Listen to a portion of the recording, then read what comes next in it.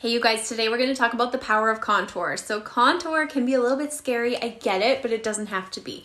There's lots of simple, easy tips and tricks that I'm going to give you in this video that will help you to master contouring. Okay, so contour is a cool ashy tone. Something like this, it's quite dark. It's meant to mimic a shadow. By doing that, it allows you to sculpt out your face. It can slim your face and it can also lift your face and give you that facelift effect without going under the knife. So, top brushes for contouring, in my opinion, are the multitasker brush. It's got this great paddle end that you can draw that detailed line, and then you'd go over with a brush such as the blush and bronzer brush and blend it out. Same thing for the smudge brush. It's got a little bit more fluffier bristles, but it's great at drawing those lines as well. But my ultimate favorite brush for contour is the detail brush, and it was designed with contouring in mind. So what you do is you take your brush and you dab. Always dab into your products, don't swipe. A little bit goes a long way. Note that your contour will be a little bit of a thicker consistency than the rest of your cream makeup. So you may have to dab a little bit harder into that. That's okay, that's normal. If it's too hard and you're having issues with it, all you have to do is take a blow dryer and heat it up. Now that we have our contour on our brush, we are going to work on placement. So when you're finished, your contour should be in the shape of a 3. So we're starting here, we're going down along the cheekbone and down along the jaw in the shape of a 3. Okay, so I like to start at my cheekbones. I like to find the top of my ear, really feel for that cheekbone. You have this hollow area underneath and you have your cheekbone up here. You want to kind of find a spot in between those areas to apply your line. Now you can swipe to make a line, or with the detail brush, what I love to do is do stamping motions and get a more blurred line that doesn't require quite as much blending.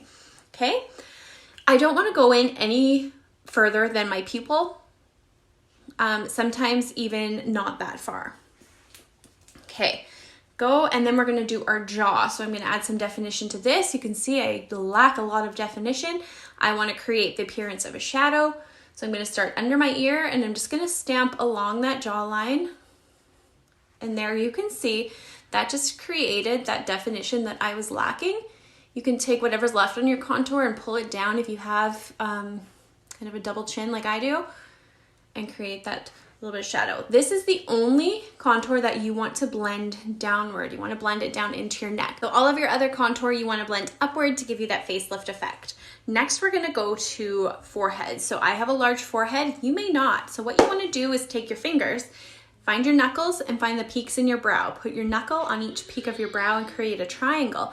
Everything above that triangle is going to be contour. Okay, so that's just a really good idea. You want to blend your contour into your hairline as much as possible, just like that.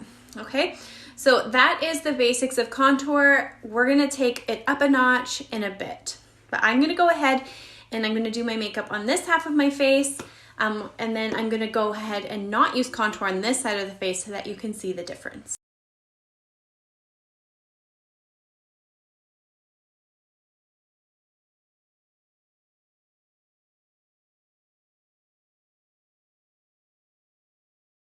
Okay, so I went ahead and contoured this side now because it just looked crazy without.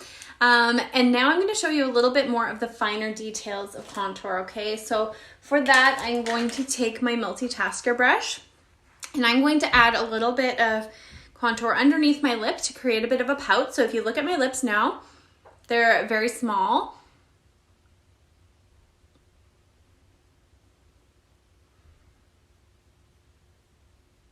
Just by adding that little bit of contour underneath, it made that bottom lip look so much more pouty. You can add a little bit to your top lip as well, especially in this area. Just a little bit right there.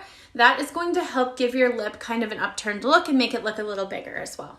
Okay, so the next thing is nose. Now, I never skip a nose contour because I think it really does add that definition to your face. So with the detail brush, I just take it on the one side of the brush there and I apply it, just following the natural shadow that's already there, and then I carry it up into my brows. Okay, so there's other ways that you can do it. You can use your multitasker brush and your smudge brush. You can create a line down the center of your face, and then you can just draw a line on each side. You really want to make sure that your lines are straight, or they can make your nose actually look crooked. Once you have those lines, then you can simply take a brush and just blur them out. It doesn't really matter what brush you use. Just give them a little bit of blur, pull them down the sides. If you want to carry it across there to have that little sort of upturned nose look, that's great. And if you want to just add a little bit in this area to make the light spot on your nose look a little smaller, that's going to help minimize the appearance of your nose or the size of your nose. And then just take your brightening highlight, so the lightest color you have, and go down the center of your nose and just add a little bit of brightness in there. Okay, so that is nose contour. It's pretty easy. The most important thing is just making sure that your lines are straight. So whether you use your fingers, whether you use a brush, or whether you use a pencil or a brush to create that straight line, it's going to make such an impact on your face, I guarantee. I hope you guys learned about contouring. If you have any questions, please comment below. I'm so happy to answer them and hopefully come up with more tips and tricks that you guys enjoy. Bye guys.